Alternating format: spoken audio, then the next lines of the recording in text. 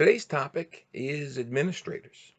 Uh, Dozens and dozens of administrators that I've dealt with over the years.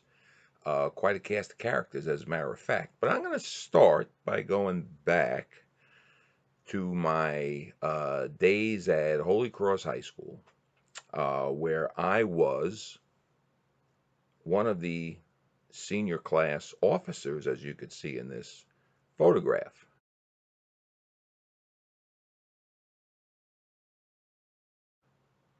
That's me. That was me in the upper left, standing next to Guy DeMattis. Uh, Seated to the left in front of me was Mike Lutz. He was the class president, and next to him was Frank Siciliano, also. I guess he was the vice president. I was the secretary, and I suppose Guy was the treasurer. In any event, well, we had a tradition at Holy Cross that toward the end of senior year, the four senior class officers would take over the administration of the school. So Mike was the principal. Guy and Frank were, I guess, assistant principals. I don't know exactly what their roles were. I got what I thought was the plum assignment. I became this man.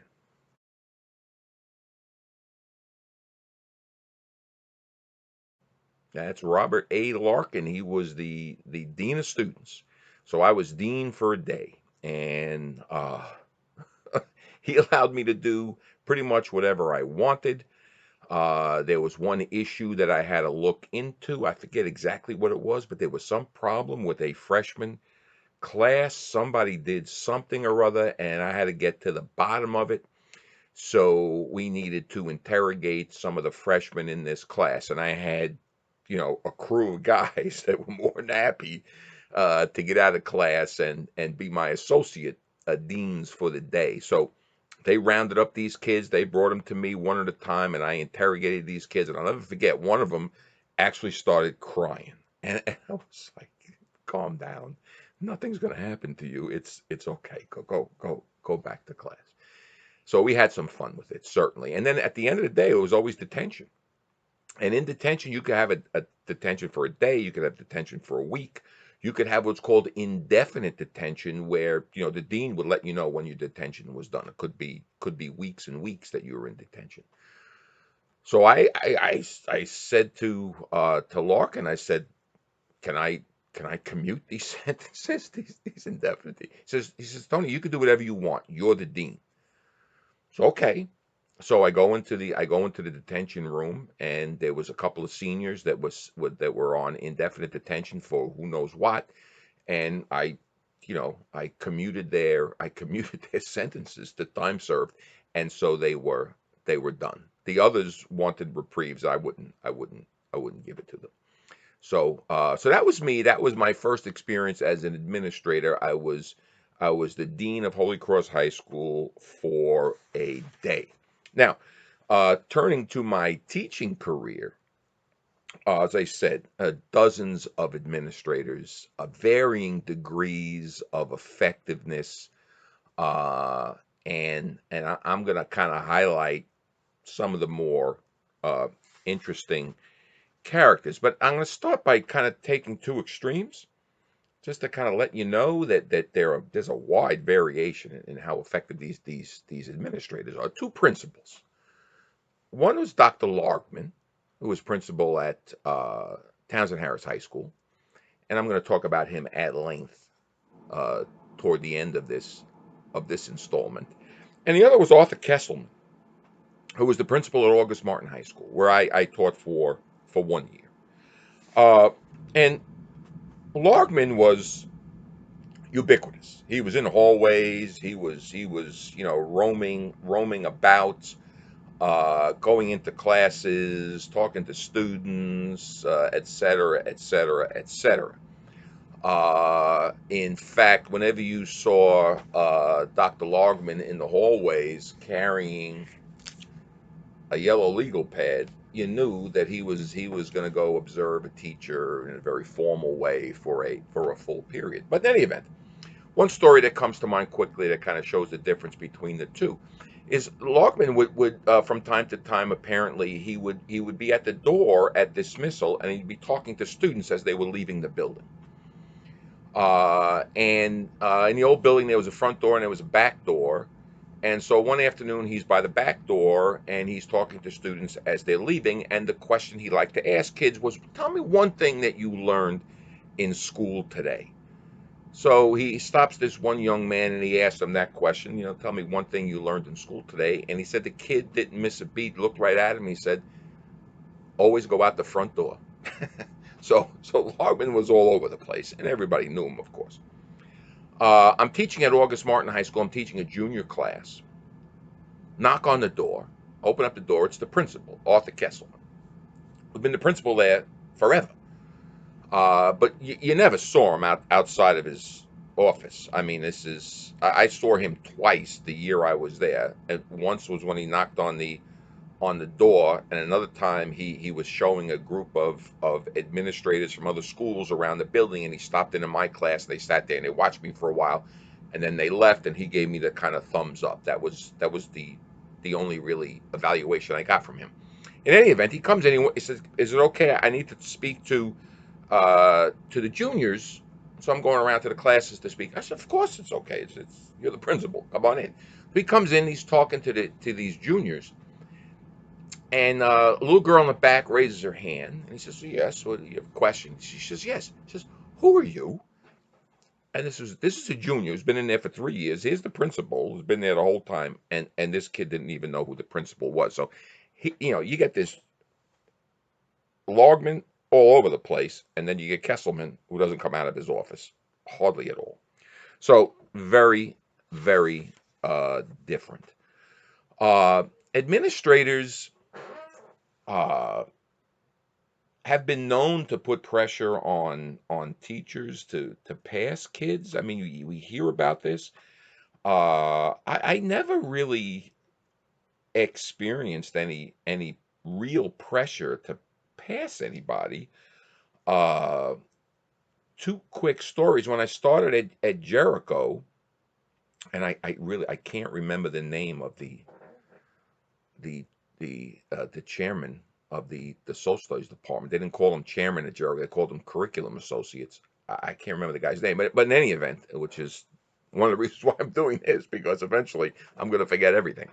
So uh, he told me the very first day of the school year that my job is to keep property values in Jericho high, which he was only half joking, by the way, because in on Long Island, real estate values are very much tied to the quality of the schools in the district, and Jericho had a really outstanding reputation as one of the best schools, not only on Long Island but really in the country. So there was that notion, and then the teachers told me that you're going to get pressure from administrators to make sure you pass everybody because you can't really fail anybody here. You fail anybody, the parents are going to go nuts, and then administration is going to come down on you. I I couldn't imagine that would be true because you wouldn't fail somebody unless the kid really deserved to fail. I mean, the kids get their grades in any event. So there's this one junior I have that very first year, the first quarter, and I kind of heavily weighted my grading in those days towards homework, so that any kid who does their homework every day is certainly going to pass, because I'm going to give you like 25% of your grade is going to be for your homework. And kids who don't do their homework are for sure going to fail. So I had this junior boy, and I forget his name, but he never did his homework. And so consequently, the first quarter ends, and he failed. We had progress reports. I sent home the progress report saying he's not doing his homework, and so on and so forth. So he fails the first quarter, and I get a phone call from his mother. And so I take the call, obviously, and she asked me, why did he fail? And I said, well, he failed because he didn't do any homework. I explained how the grading worked and so forth. And I'm ready for an argument with this woman. And she says, Mr. Scarnati, thank you. I've been telling him since he's in middle school that he has to do his homework. And he tells me he doesn't have to because it doesn't matter. and he's never done homework since middle school. I can't get him to do anything, and yet he passes every class except yours. So thank you very much for instilling that in him. So, this idea of getting this pressure to pass kids, I think it's overblown. Although, at one point when I taught at St. Mary's Boys High School, the principal, Brother Michael Lenine, this was in May, late April, early May, and he calls me into to his office. All right. I've been there for maybe 2 or 3 years. And he asked me if this kid, Larry, I forget his last name. He said, "Is Larry going to pass sociology?" Because he was in my sociology class. It must have been in April, maybe even a little bit earlier, because he got we called them deficiency notices, not progress reports, deficiency notices. And I had sent out a deficiency notice to Larry because he was kind of like, borderline. He might have missed an assignment or his test grade was whatever it was. So brother asked me, Tony, is Larry going to pass sociology?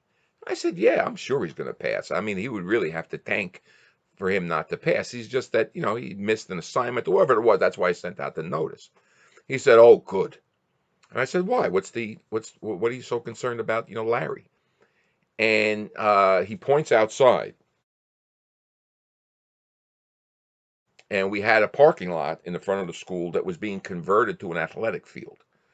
It was going to be a soccer field with an all-weather track around it, scoreboard, bleachers, and in order to fit it, they had to buy a house.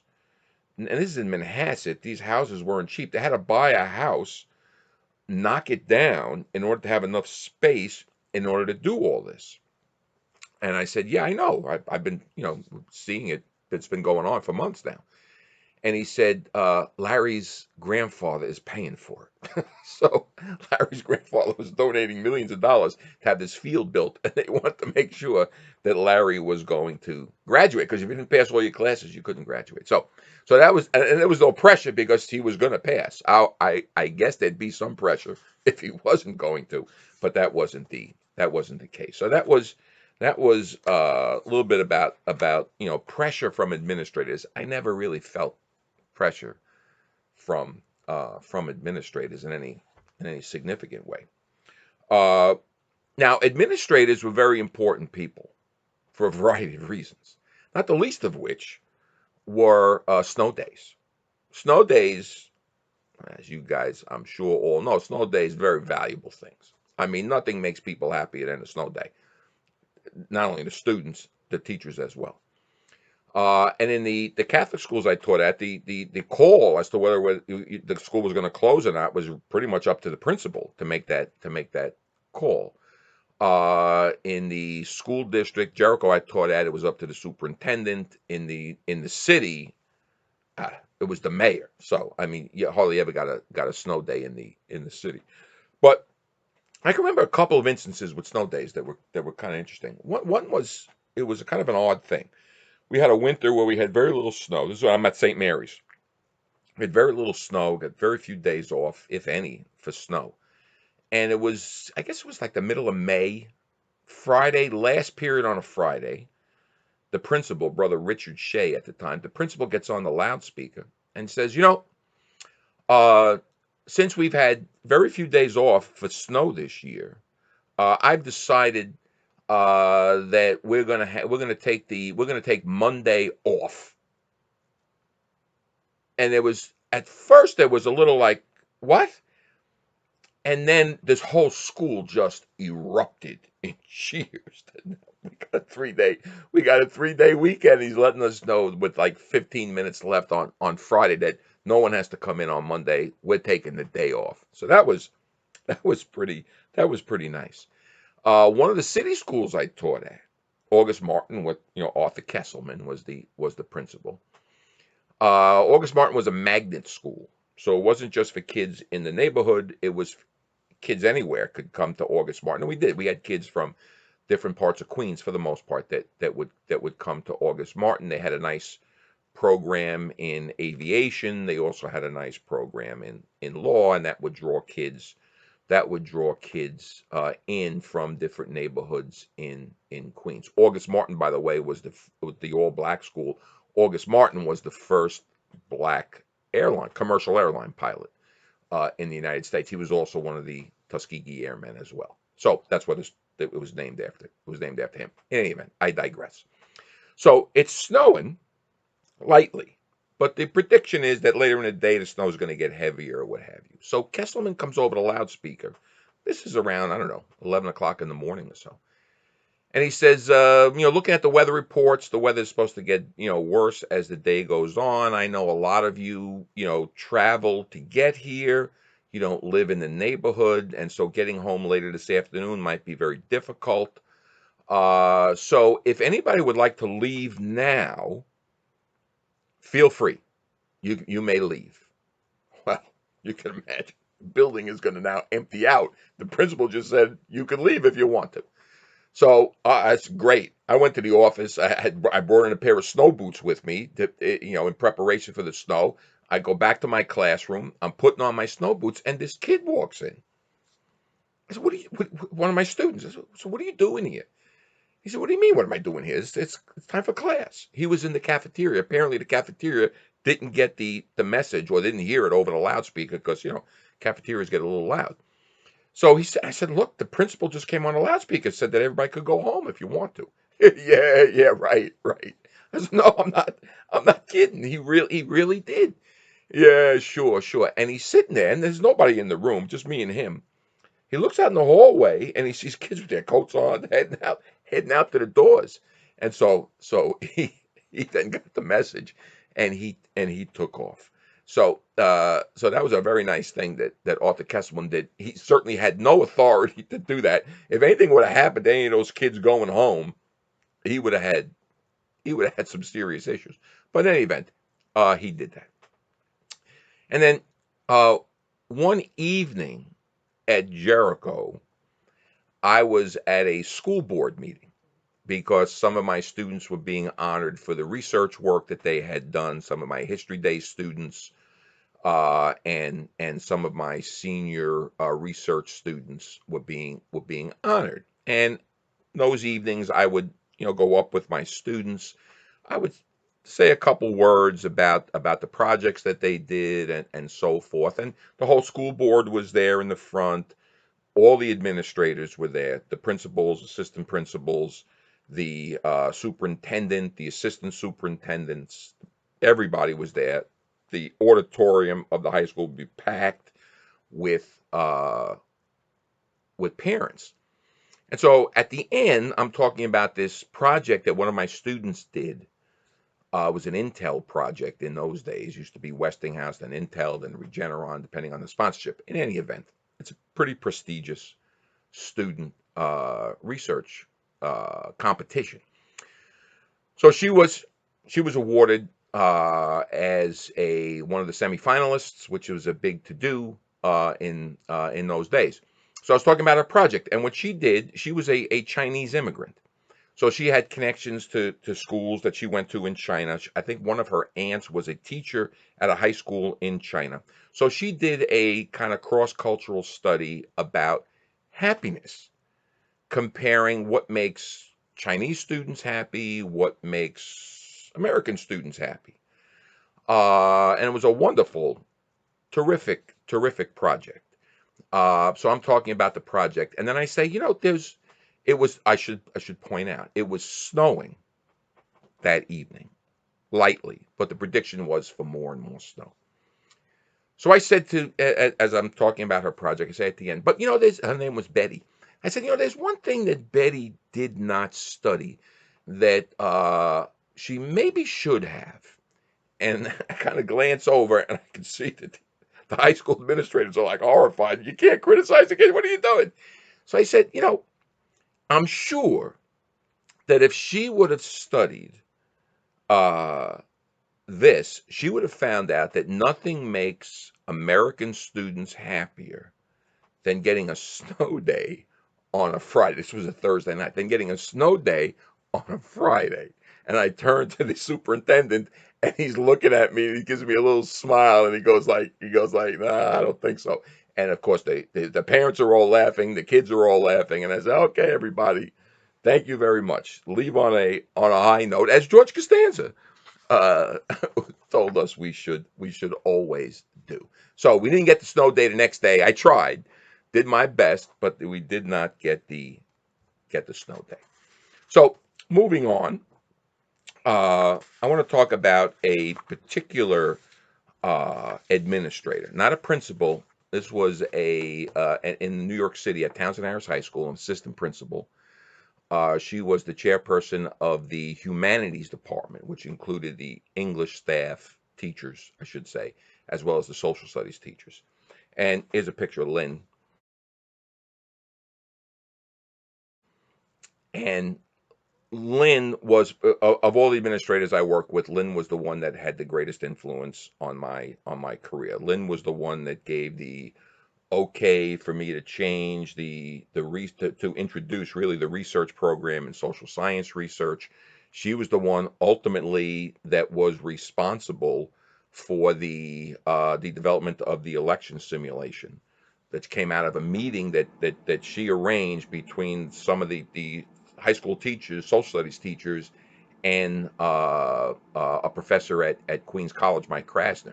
And that was the genesis of it. And she ultimately gave the okay to go ahead and do this in the senior class. So she was very, very important to me. We got along. We got along really, really well. But Lynn had a bit of a temper.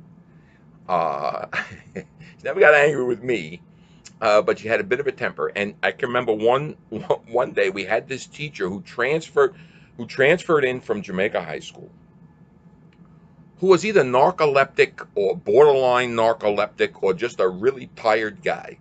But he would just fall asleep. This guy.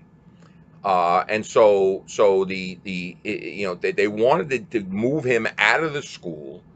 And in those days, the only way to move a teacher, it took a lot of work. When people say you can't have fire a teacher, that's not true. It just takes a lot of work, and you have to build a case that this teacher is incompetent. So she was constantly observing this guy. He would fall asleep in class. I remember one day I was walking down a hallway and I saw a kid kind of hunched over coming out of the back door of the classroom. So, what are you doing? Get back in that classroom. And it was this guy. He was asleep in the front of the classroom. Lynn made him observe other teachers, so he had to come in. He had to observe me teach. He's sitting in the back of the room, and I noticed a couple of girls back there are laughing. What are you laughing at? And there he was. He was sound asleep in the back of the room. When the bell rang, there were no bells. What am I talking about? At the end of the period, he came up to me and said, "Oh, that was a great lesson." I said, "Really? Okay, very good." In any event, one day I go into the social studies office where Lynn had her office, and there was a little work area in the outer part with copy machines. So I was in there. It was after school. And I'm making some copies, and she's got this guy in there, and there was some problem with his homework assignments. I don't know what the problem was, but Lynn was screaming at this guy. I never saw her so angry. She was screaming at this guy about his homework, and you have to do this, you have to do that, you have to do the other. And so after a tirade of about, I don't know, 2 or 3 minutes screaming at this guy, the guy just looks up at her and says, "So I shouldn't give any homework assignments?" She just went, "Ah!" And he laughs. And she's steaming. I'm just laughing hysterically. And so she started laughing too. And that was that. But Lynn was terrific. And she asked me one day to cover the department meeting.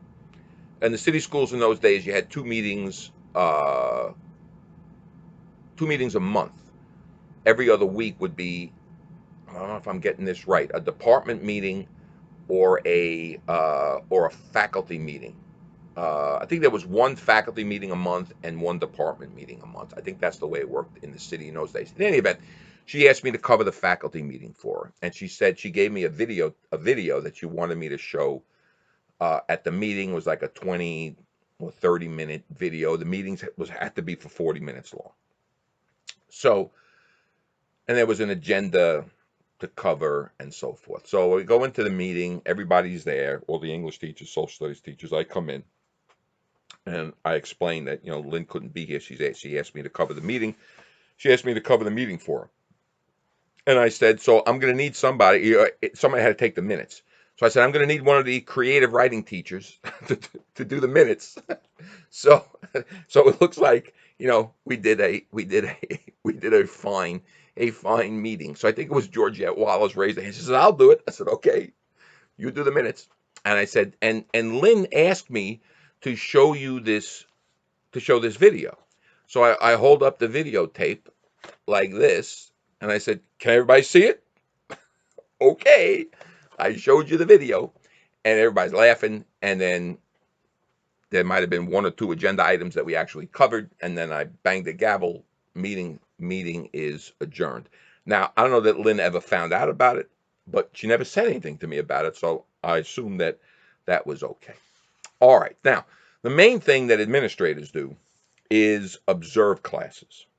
And observations can be informal, where they just kind of peek in for a couple of minutes, or they can be formal, full period observations where there'll be a meeting. Sometimes I had meetings before the observation, a pre observation conference. I had that once in my life. And then everyone had a post observation conference where they would kind of go over it with you. In some schools, the full period observations were unannounced. The principal or an assistant principal would just kind of be there in your room, and you didn't know they were coming in. They did that at Townsend Harris a lot.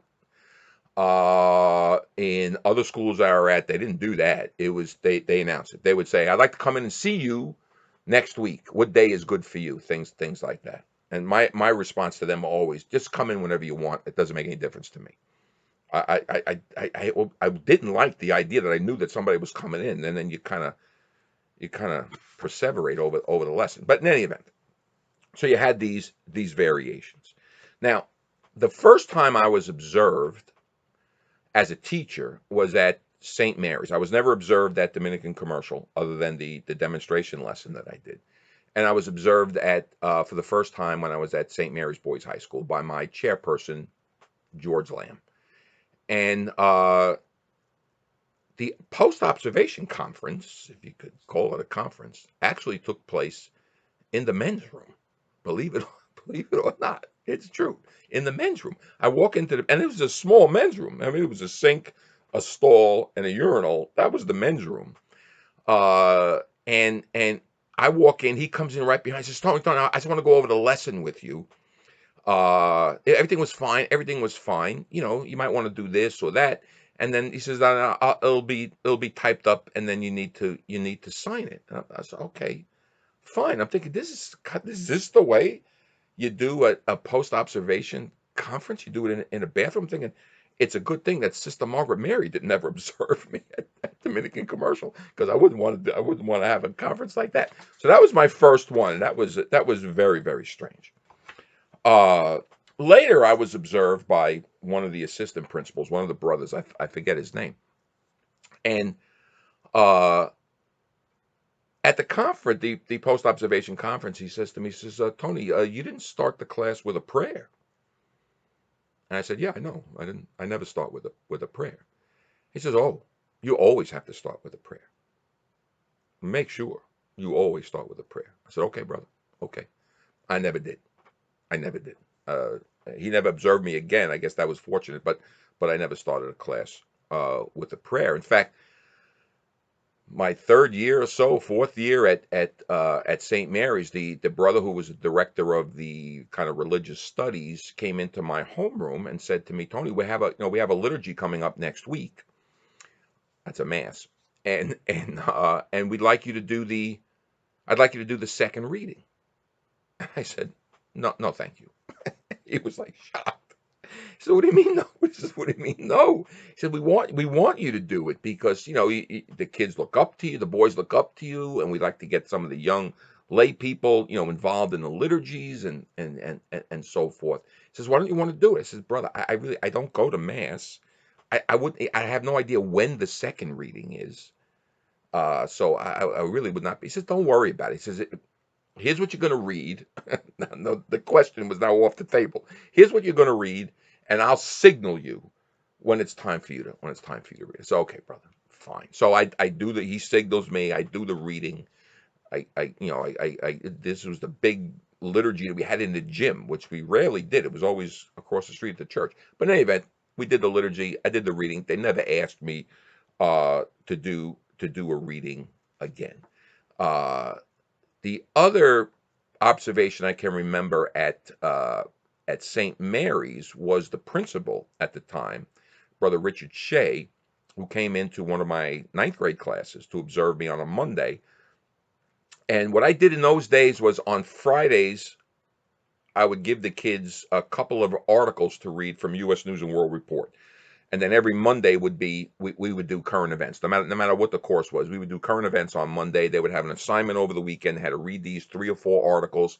I gave them a couple of questions, discussion type questions to answer, and then we'd come in on Monday and we would have a discussion of the articles that they read, and they had written out answers, so to facilitate the discussion and so forth. And it always went really well. So he comes in one day and he observes this, and then the post observation conference, he's like stunned. He said, I can't believe it. You have these kids and they're having a discussion. They're talking to each other. They're interacting back and forth, agreeing, disagreeing, different points of view. He says it was incredible. I said, I can't get my students to talk. So now I'm giving the principal advice on how to do a lesson. It should really be the other way around. But anyway, those are some of the observations I had when I was at St. Mary's. Before I was hired at Jericho, I had to do a demonstration lesson. And that's a kind of a harrowing experience to do a demonstration lesson. But this one, I really didn't care too much because I didn't really care if I got the job at Jericho or not, quite frankly. I was at Townsend Harris. Couldn't be happier at Townsend Harris. But I was interviewing at Jericho because they paid a lot more money to their teachers there. So I'm doing a lesson, and I'm being observed by the principal, the curriculum associate, who was in essence the chairman of the department, the teacher whose class it was, and the assistant superintendent for curriculum, Anna Hunderfund, who everybody was afraid of. I didn't know that. So they're all in the room up front, and I'm doing my lesson. And I ask a question. Kid raises his hand. He answers, and people start laughing at the kid's answer. It was a kind of a weird answer. So I said, what do you mean? Explain that more fully. And so he does, and it made perfect sense. Just the way he originally phrased it was a little off. And I said, you see, to the class, you see, when someone says something and it doesn't, and you don't think it makes sense, rather than laughing and say, oh, that doesn't make any sense, what you should say is, could you explain that more? Because that doesn't make sense to me. And the kids were like, oh. And the Anna Hunderfund, the assistant superintendent, stands up and turns to the others and says, hire this man. And then she walks out. So that went pretty well. That was at Jericho. Another time at Jericho, you're required to do 5 evenings as a teacher at Jericho. So one of the evening things was, I don't know, I guess it was like a welcome back to school night, they called it. Parents would come in, they'd go through their kids' schedule, you'd meet the parents and so forth, and that would run until about 9 o'clock at night. So the next day, I walk into my classroom, and the curriculum associate, whose name escapes me, was in the back of the room. And the teacher who had just finished up his lesson, Jim Whalen, terrific guy, by the way, Jim, he looks at me and he sees that the curriculum associate is back there to observe. He says, I guess he wants to see how you do on a day game after a night game. Okay, it's a baseball reference. That's why I like Jim. One of the reasons why I like Jim, because we could talk baseball. So in any event, that was the day game after the night game. In my first year there, I was being observed by the principal, Arnie Goldstein. Last period on a Friday, good time to observe, right? Junior class. And I had these kids, they had a project that they just did about the election that was coming up. It was the 2000 election, Gore Bush. And so they had to film commercials. some for Gore, some for Bush. So I was using some of the election simulation kind of approach. And so the kids were showing their videos, and then they were discussing, why they did that, and how that fits in and so forth. And they were critiquing each other. It was going great. I had the kids kind of facing each other, the Gore group, and so forth. So principal's in the back, and the front door opens up, and in walks another social studies teacher, Barry Koval, another terrific guy, very funny guy, very, very, very nice guy. Anyway, so Barry comes in, and he was teaching next door to me. He says, Tony, it's last period on a Friday, and you look at your class. They're listening, they're paying attention, they got their notebooks out, they're raising their hands. He says, in my room, they're climbing the freaking walls. And then he looks and he says, I know some of these kids. I had them last year. They're borderline criminals. Which, of course, they were. So he's going on and on. And as he's doing it, the principal's in the back of the room. And I'm just standing there like this, go to Barry like this. So finally, Barry gets the hint. And he looks and he sees the principal. And he says, oh. And the principal says, well, Mr. Koval, perhaps you should go back to your room and get those students off the walls. So Barry laughed. So I joked with him about that for years. Now, I want to focus on Dr. Largman, the man, the myth, the legend from Townsend Harris High School. Here's a picture of Dr. Largman. Fairly diminutive person, let's say. But he was very well respected, and in many quarters he was feared. He was tough. The first time I met Dr. Largman was when he was interviewing me for the position, and he asked me to describe a lesson that I have done recently. So I was talking about a lesson I did on China, and in the middle of me talking about this, he just interrupts and says, "Name the countries that border China." Put me on the spot. So I did. Now, in retrospect, he probably had no idea what those countries were, but I rattled off a bunch of countries that bordered China. So I said, okay, continue. So that was the first time I met Dr. Largman. I never had in an interview anybody ever ask me a question like that. Just try to put me on the spot, see what I knew. So that was the first time I met him. Largman was famous for, as I said, being around the building, walking around, poking his head into classes, walking in, spending 10 minutes in the classroom, then leaving, or just standing in the doorway, whatever. And if you saw something you didn't like, you'd get a note in your mailbox, no matter what it could be. It could be that you was sitting down, which he didn't like, or it could have been that could have been anything he didn't like. He'd leave you a note, and we used to call those notes loggrams. And he would leave them. He would leave them in your mailbox, for you. And I'm sure I got my share of loggrams over the year. One I can remember. I'd been there for a number of years now. We were in the new building, and there was a new contractual obligation that we had in exchange for a raise, and we had to do these duties. I forget what they called them.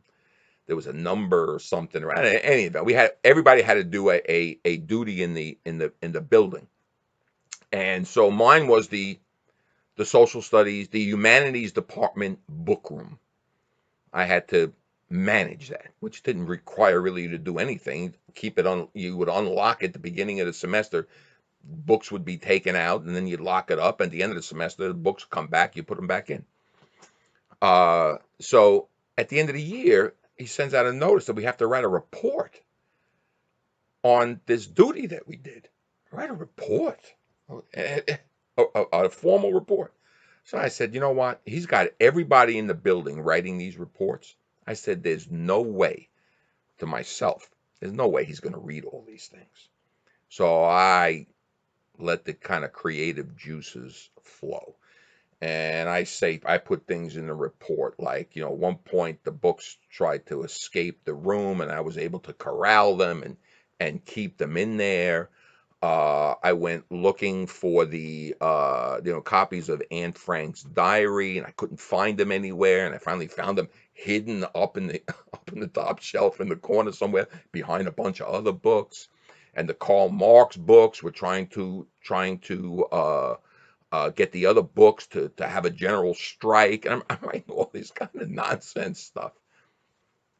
Hand it in, when it was due, along with everybody else. And then, sure enough, 2 days later, I get a logram, and it said, "Tony, very funny. Now write a real report." So I had to write like a 3-page report about the book room. So anyway, he checked everything. My first year there, I was told I had to do a bulletin board, so I did the bulletin board. I'm not artistic at all, so I did the bulletin board as best I could. A day later, he told me take it down, put up another one. So I had to get a couple of students to do the to do that. He came down one time to watch a fencing match, which I thought was pretty nice. This was in the old building, in the cafetorium of the old building. We're having a fencing match, and we had just started to get good. I'll talk more about fencing later on, but I had these two fencers who would, before the match would begin, they'd go off by themselves and they would pray, and then they would come back, and we the match would start, and he sees them. He comes over to me. He says, "Tony," he says, "what are they doing?" I said, "They're praying." He said, "You allow that?" I said, "No, I allow that." I said, "Yeah, I can't disallow that." I said, "Yeah, and you know what? They're winning. So as long as they're winning, they could pray all that they could pray all they want." But he was concerned that I was in violation of the First Amendment, which obviously is absurd. Uh, he observed one of my classes. Now in Townsend Harris, the principal observed you twice a year, and the whether you were tenured or not didn't matter. Twice a year, the principal would observe you full period, unannounced, and your chairperson would observe you at least 2 other times, maybe more, unannounced. So I'm teaching a research class, and we're in a computer lab, and the kids are at that stage. They're building bibliographies.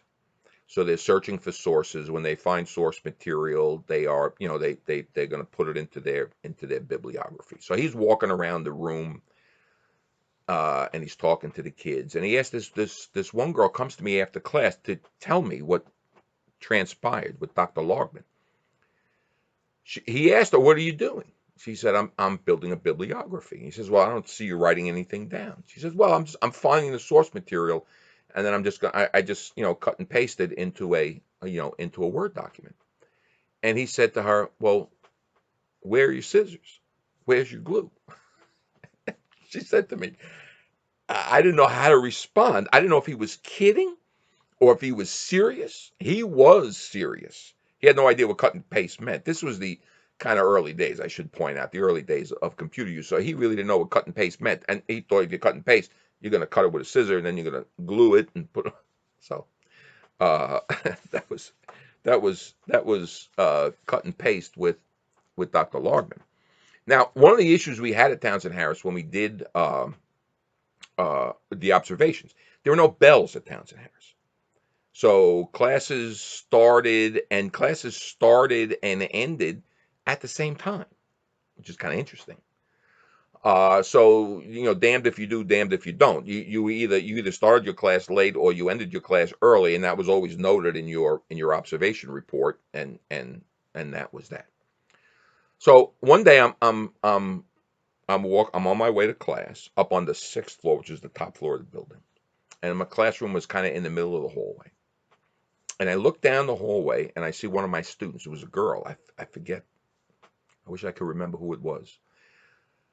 And she sees me. I see her, obviously. She sees me. And so we're both heading to class. And we're both late. So she starts walking faster. Because she knows the unwritten rule is if you get to class before the teacher does, you can't possibly be late. So she starts walking faster. And so, okay, I start walking faster. She walks faster. I walk faster. She starts to run. I start to run. And now it's a dead sprint to the classroom. She's coming from one end, I'm coming from the other, and we're converging on the classroom. We get to the classroom was on my right, her left. We get to the classroom, the door is open, and I turn to go in. She turns to go in, and standing right there is Dr. Logman, little Dr. Logman. Had I run into him, I don't know. I would have done some, definitely would have done some damage had it, because I was going as fast as I could go. She just kind of slips right by him and scurries off to her seat. I stop dead in my tracks, and Largman looks up at me and says, "You're late." I said, "Yeah, I guess I am," but it didn't matter. It was an election simulation class. It was a campaign. The campaign manager had already started the class. He was sitting up front on top of the desk telling this group, "You got to write this speech and you got to look that up," and so on. So the class was going. I didn't even need to be there. In any event, that was some of the things that happened between me and administrators over the years, and that's it for this installment. I'll be back again with another one next time. I think maybe next time I take a look at some of the interesting colleagues that I have worked with over the years. Okay, that's it. Thanks for watching, and be back in a week.